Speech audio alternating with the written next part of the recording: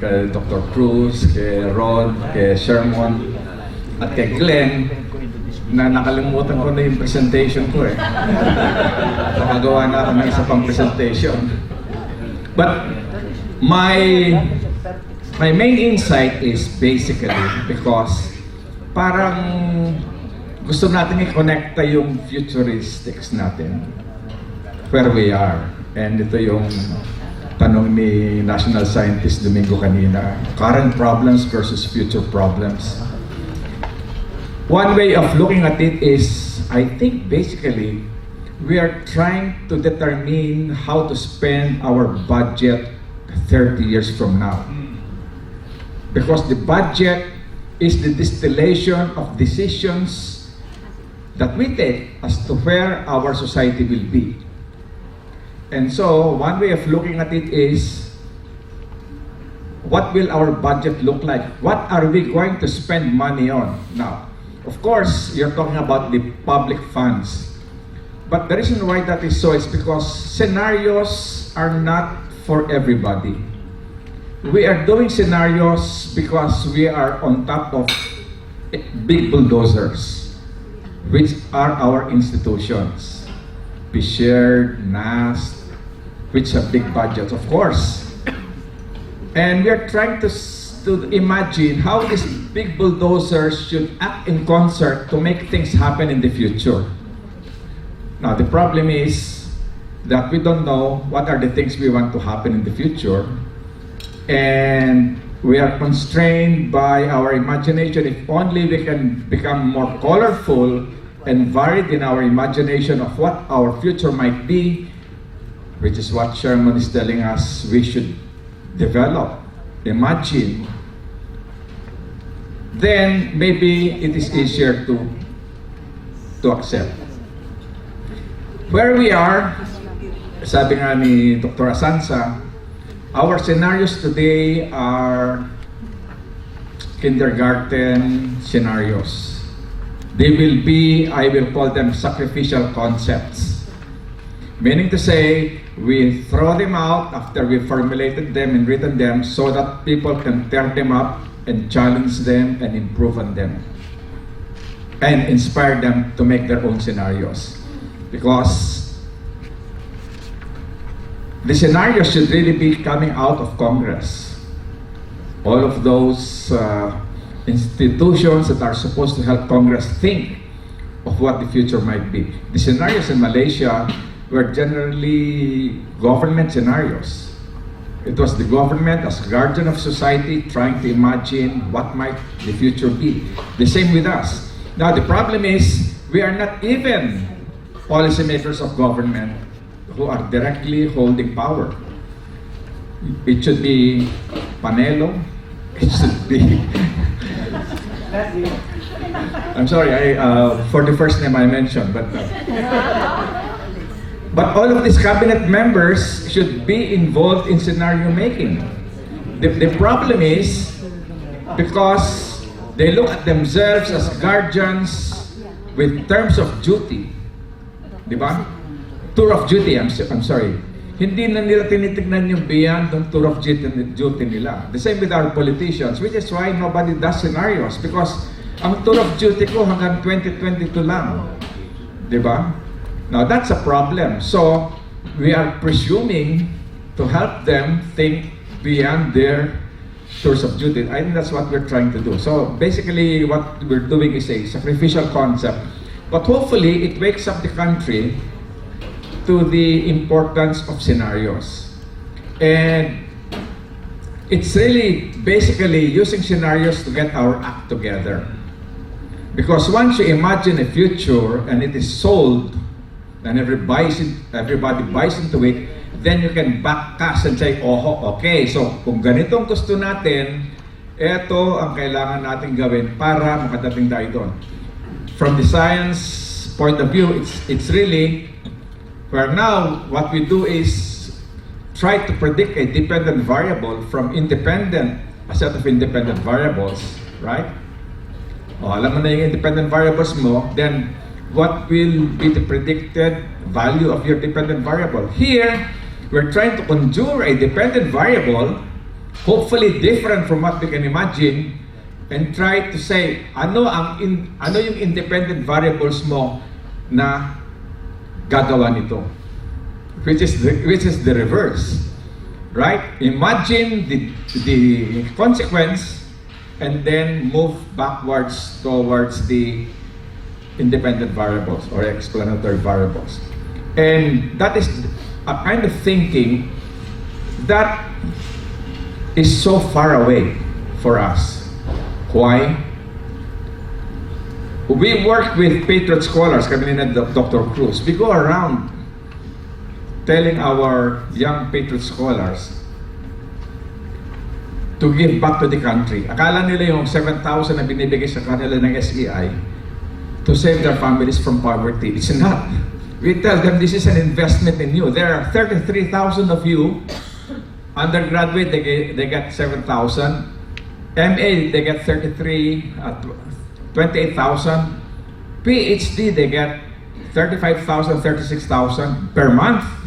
Paid for by the Philippine government. There are 33,000 of them. And then they imagine it's just to save their family from poverty. It's not. It's an investment in you so that you go back in there and pluck the rest of your community out. So we have a scenario there, right? We have a scenario of how we can get people out. But when we bring these students, they cannot imagine even the present. When we meet them with poor communities, nag-iiyakan sila. Sabi nila, ngayon ko lang nakita yan. They talk to women, men, youth, PWDs, and then they realize, hindi ko na-imagine na ganyan pala. You're even talking about the present. You're not even talking about the future. You're just imagining what is happening in the country, and we don't have that. How can you imagine the future? You cannot even imagine the present. And which is why many of our students from UP, once they get exposed to the realities of the present that they cannot imagine, they switch and join the NPA. Diba? Which is, they become rebels. Right? So what I'm really saying here is that we should also imagine the process of imagining from where we are. Diba? And I think that is, in other words, it's a selling job. Okay, we come up with a scenario, but how do we sell? Scenario making. And in the Philippines, when you say bahala na, that is really the formula for rejecting scenarios. Diba? And the scenarios we want are collective societal scenarios. Because the rich people, they have their own scenarios and they are very good at it. So the main problem with scenario making is that the individual rich people make their scenarios, the rest of the people do not. And we who are supposed to help the people are not doing enough. I mean, tayo, diba? Because our bulldozers are academic research bulldozers. We don't go into the bulldozers that really work on society.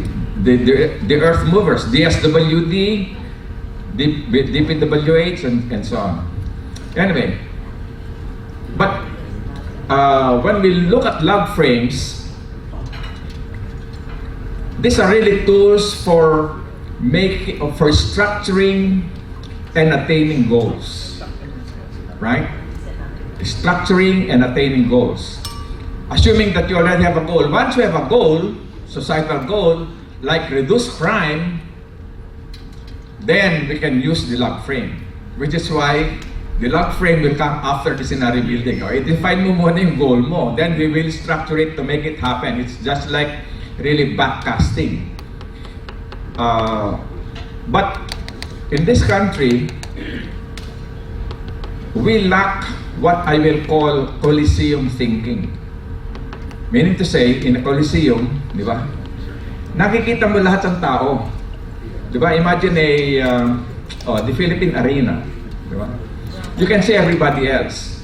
So there is visual alignment. You know what everybody else is doing. It's transparency and accountability. Dito sa Pilipinas, we are pillarized, we are in small rooms, hindi natin nakikita yung ginagawa ng bawat isa.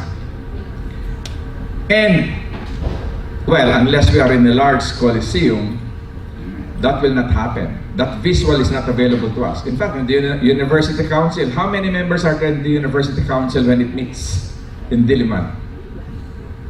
Lumalampas ba ng 2,000 yan? Face-to-face? So what is the biggest face-to-face event that you can attend? Where you can reason out with people? The only way you can align the work of people is through a device called a logframe. Okay? And it's a full substitute for face-to-face meetings. And so I'll show you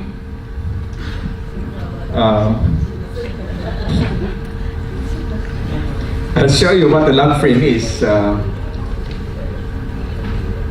By the way, we used to have a project called Population, Resources, Environment, and the Philippine Future. There is a book. I don't know whether 1975, 1976. This was the time when the Development Academy of the Philippines produced the Social Indicators Project. Before, we knew what poverty was, but we could not measure it. It took the Social Indicators Project of the AP, sinamahar mga has, right, to be able to measure it and tell us, aha, nakatayan sa caloric intake 2,000 calories. That's the first time we realized how many people were poor. Because without that threshold, we only knew it as a concept. Ngayon, kaya na natin sabihin, oh, we want it lower to 15%, 16%. But before 1975, we didn't have that. But this was part of that research that came out during martial law. So we need to look into this, because here we are now doing scenarios when in fact there was an earlier one. It was earlier than what the Malaysians did. In fact, I hear before that the Malaysian 2020 visioning, there were Filipino consultants there that were helping them. Okay, so it's not as if it's new. But ang problema natin is that wala tayong knowledge management. I mean, hindi natin pinagkakabit-kabit yung produkto ng mga generations. And we forget them and then we start again. So you have that. And then we forget, because everybody has interest, that eventually, there are just basically three things we want. And maybe these are things we need to look at. For instance, my take is, we want inclusive security. Inclusive is a very important term. Dito talaga natitisod yung government. Right?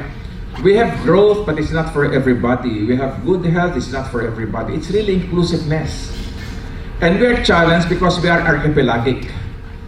Right? And in an archipelago, you really cannot have the kind of uniform, fluent policies.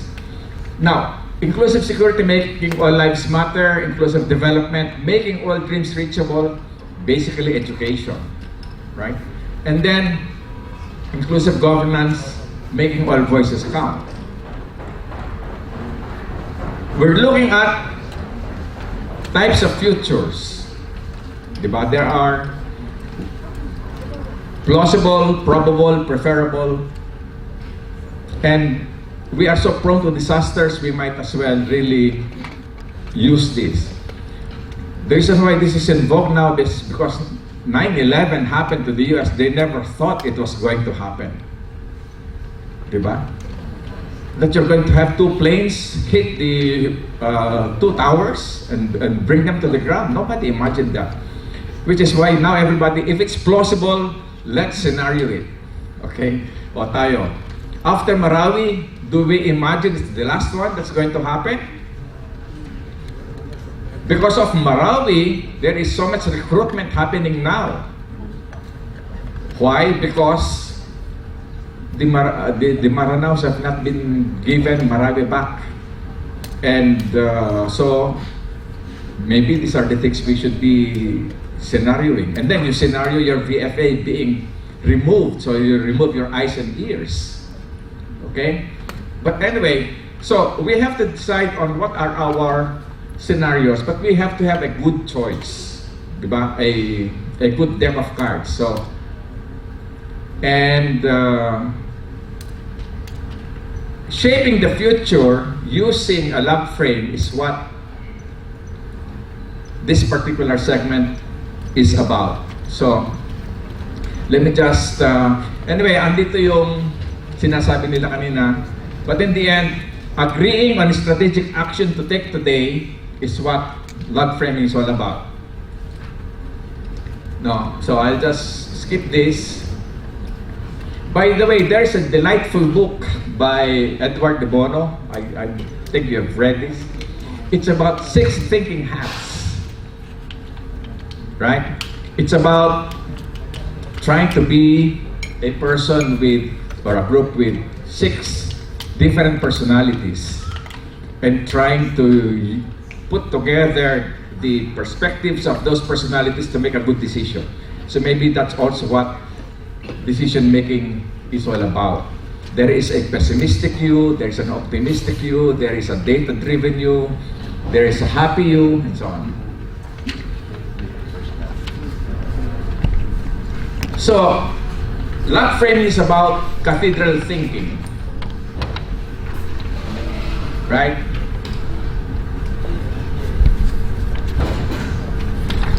But overall, what exactly do we want to come up with? And just to imagine, for instance, we are trying to move our pyramid into a diamond. Just to imagine from a societal level, what are you trying to do?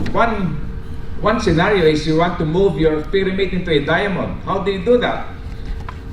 Well, you lock off people at your base of the pyramid and shift them to the middle class. How do you do that? Well, conditional cash transfers is one of them. Universal education is one of them. So innovations are needed to sculpt society. But this is the kind of visioning that helps people imagine what is the society moving towards.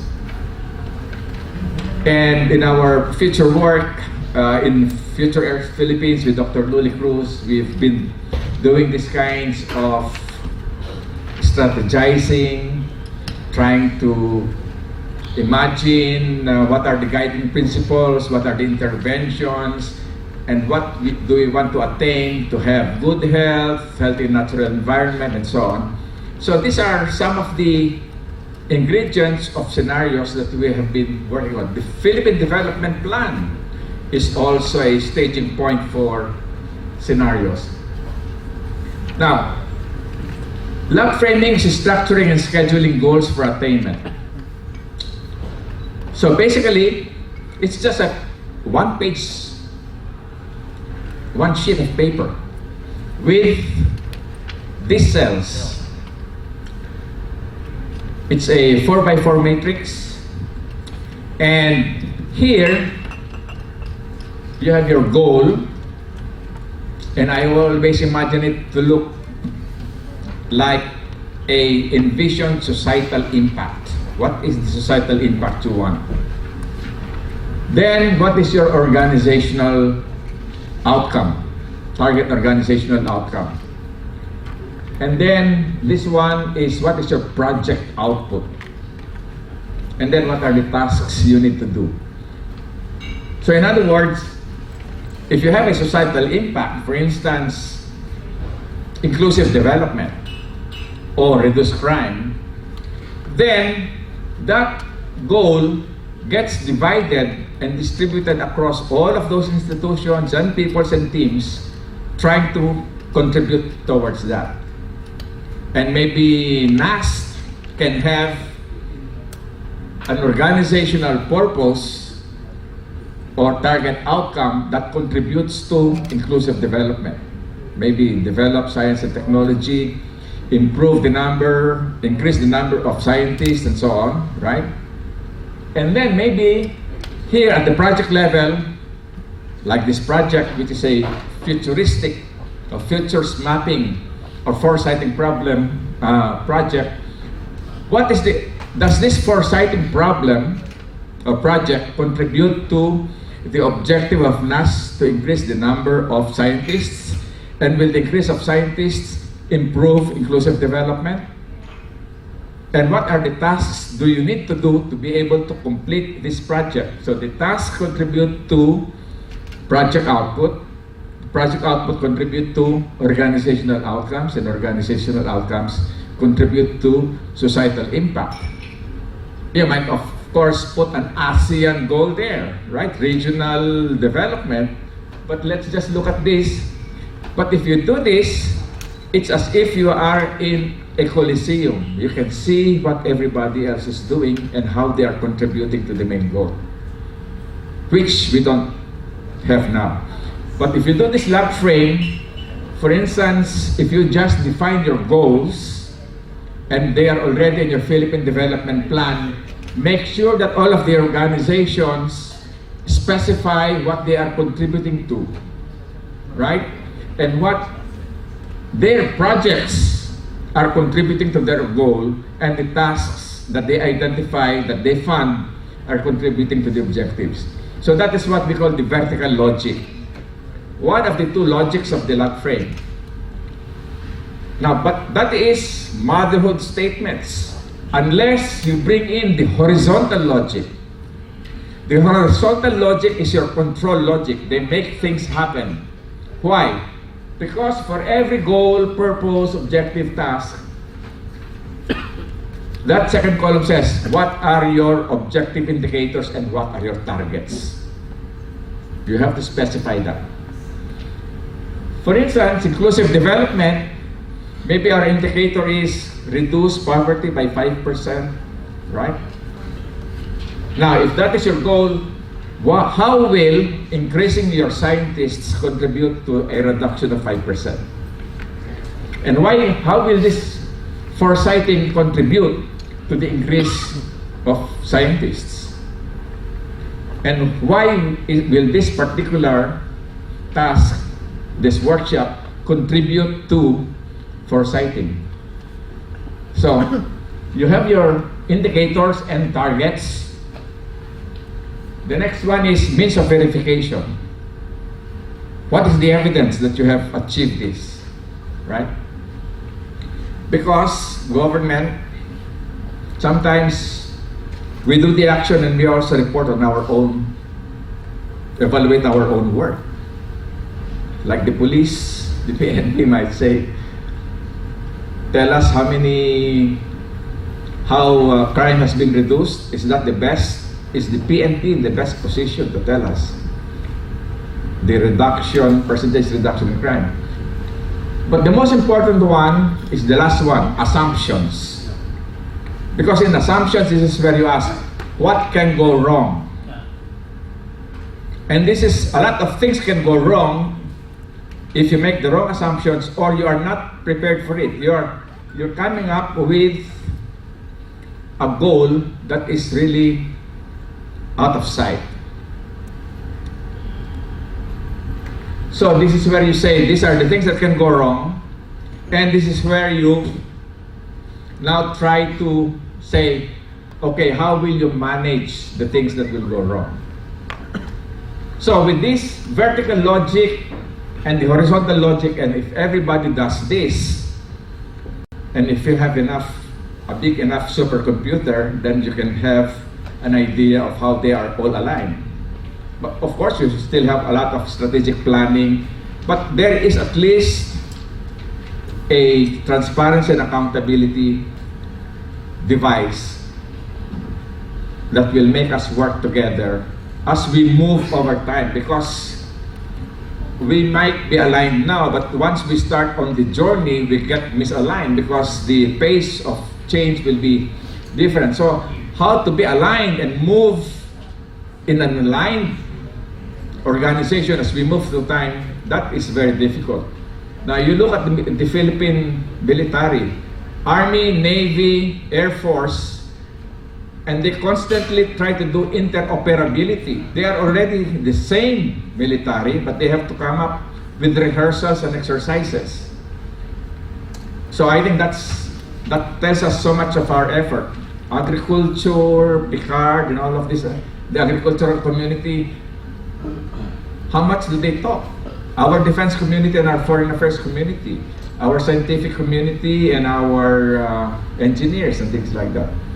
So those are the things that we need to work on, and the strengths and weaknesses will be shown by your log frames as you evaluate them. Okay, so anyway, so a log frame is the project dashboard. It's an intent structure or logic. It's a control structure. It is a participatory multi-stakeholder project design tool. It's a tool for workshopping and getting all of the stakeholders involved so they buy into it. Because if you just design it and then throw it to your staff, it's not going to happen. It has to be participatory. And a log frame is the gateway and basis for more detailed project planning. And different projects have different outputs measured in different ways. In the Philippines, we report on activities, we don't report on outcomes and outputs. We report how many vehicles we have purchased. We report how many meetings and workshops we have done.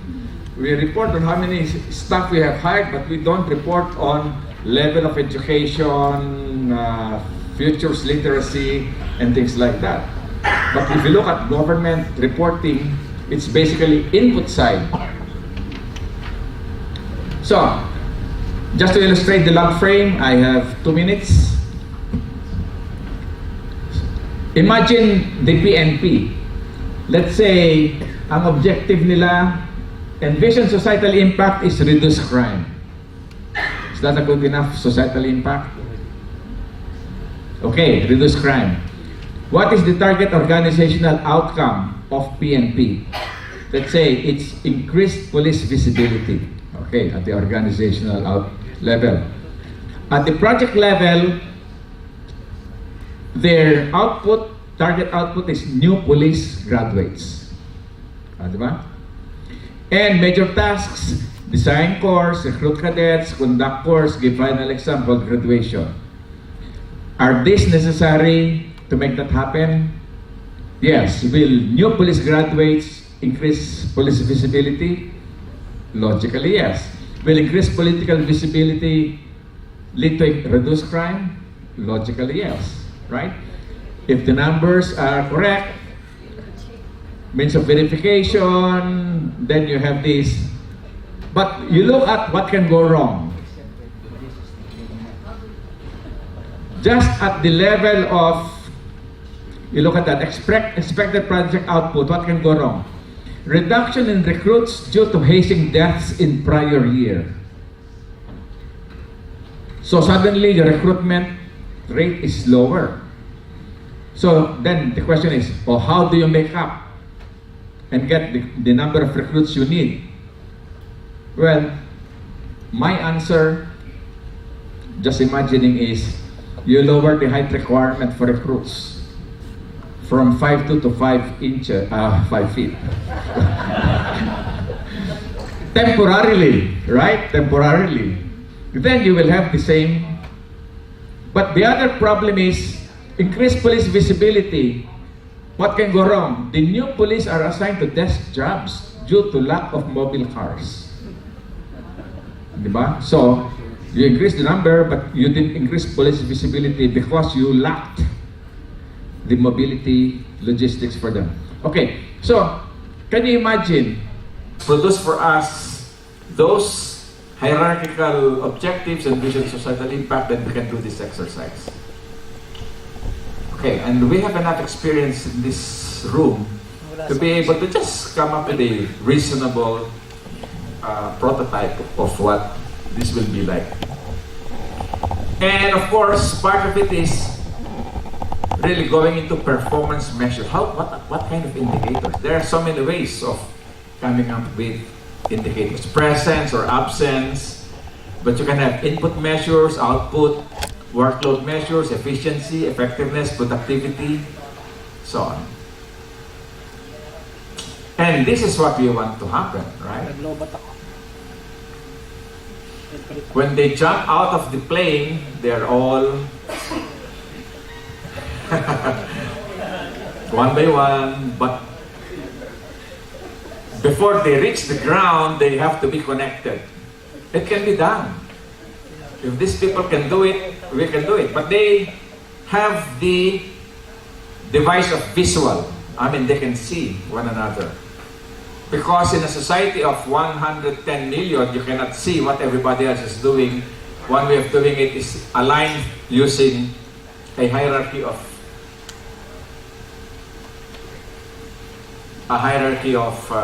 log frames.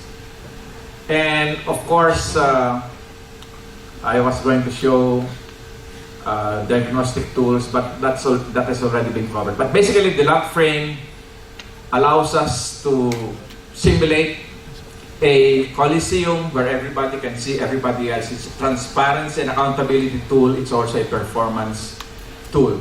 It reduces thrash. And my sense is in this country we've been thrashing about. I mean, there is so much thrashing about, and we really don't get too much work done because our objectives and the alignment of objectives is very fuzzy. And logical thinking will improve that. We have started this using your OPIF, remember? Organizational Performance Indicator Framework. And at the local government level, Local Government Performance Management System. So we've started, but we have not really brought them to the point where they are controlling of our individual and collective